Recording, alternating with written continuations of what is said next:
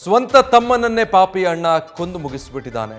ವೈಯಕ್ತಿಕ ದ್ವೇಷಕ್ಕೆ ತಮ್ಮ ಗಿರೀಶ್ನ ಕೊಲೆ ಮಾಡಿದ್ದಾನೆ. ತಲೆ ಮೇಲೆ ಕಲ್ಲು ಎತ್ತ ಹಾಕಿ ತಮ್ಮನನ್ನ ಹತ್ಯೆಗೈದಿದ್ದಾನೆ. ಶಿವಮೊಗ್ಗದ ಅನುಪಿನಕಟ್ಟಿಯಲ್ಲಿ ಈ ಘಟನೆ ನಡೆದಿರುವುದು.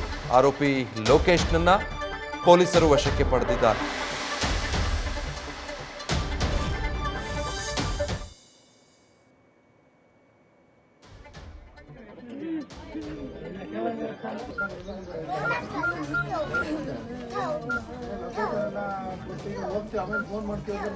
ಡೀಟೇಲ್ಸ್ ಕೊಡ್ತಾರೆ ಈ ಬಗ್ಗೆ ಪ್ರಸನ್ನ. ಈಗ ಸ್ವಂತ ತಮ್ಮನನ್ನೇ ಕೊಲೆಗೈಯುವಂತ ವೈಯಕ್ತಿಕ ದ್ವೇಷ ಏನಿತ್ತು ಸಹೋದರರ ನಡುವೆ? ಮಿಥುನ್, ಏನು ಶಿವಮೊಗ್ಗ ಹೊರಳದ ಅನುಪಿನಕಟ್ಟೆಯಲ್ಲಿ ಒಂದು ದುರ್ಘಟನೆ ನಡೆದಿದೆ. ಈ ಒಂದು ಘಟನೆ ನಾನು ಗಮನಿಸ್ತಾ ಹೋದಾದ್ರೆ ಇದರಲ್ಲಿ ಯಾವುದೇ ರೀತಿಯ ಆಸ್ತಿ ಜಗಳಾಗಿರ್ಬೋದು ಮತ್ತೆ ಬೇರೆ ಏನಾದ್ರು ರೀತಿಯ ಭಿನ್ನಾಭಿಪ್ರಾಯಗಳು ಅಣ್ಣ ನಡುವೆ ಇರಲಿಲ್ಲ. ಆದ್ರೆ ಅಣ್ಣ ಕುಡಿದ್ಬಿಟ್ಟು ಆಗಾಗ್ಗೆ ಬಂದ್ಬಿಟ್ಟು ತಮ್ಮನ ಜಗಳ ಮಾಡುವಂಥದ್ದು ಸಾಮಾನ್ಯವಾಗಿ ಇರ್ತಾ ಇತ್ತು. ಅದೇ ಪ್ರಕಾರನೇ ಆತ ನಿನ್ನೆ ಬೆಳಿಗ್ಗೆನೂ ಕೂಡ ನಿನ್ನೆ ರಾತ್ರಿನೂ ಕೂಡ ಇದೇ ತರ ಕುಡಿದ್ಬಿಟ್ಟು ಬಂದಿನ ಜಗಳ ಆಗಿದೆ. ಅಣ್ಣ ತಮ್ಮನ ನಡುವೆ ಸಾಕಷ್ಟು ಜಗಳ ಆಗಿದೆ. ಅಷ್ಟಕ್ಕೆ ಅದು ಮುಗ್ದಿಲ್ಲ.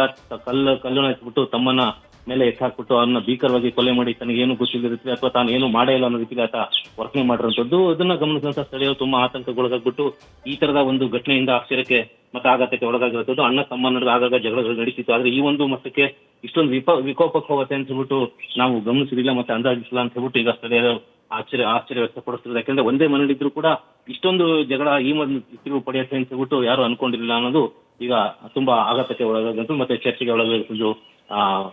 ಜೊತೆಗೆ ಈಗ ಆ ಸ್ಥಳೀಯ ಪೊಲೀಸ್ ಠಾಣೆ ಇರುವಂತಹ ತುಂಗನಗರ ಪೊಲೀಸರು ಈಗಾಗಲೇ ಆರೋಪಿಯನ್ನ ಬಂಧಿಸ್ಬಿಟ್ಟು ವಶಕ್ಕೆ ತಗೊಂಡು ಆತನ ವಿಚಾರಣೆನ ಮುಂದುವರಿಸುತ್ತಿರುವಂತದ್ದು. Vijay, thank you Prasanna.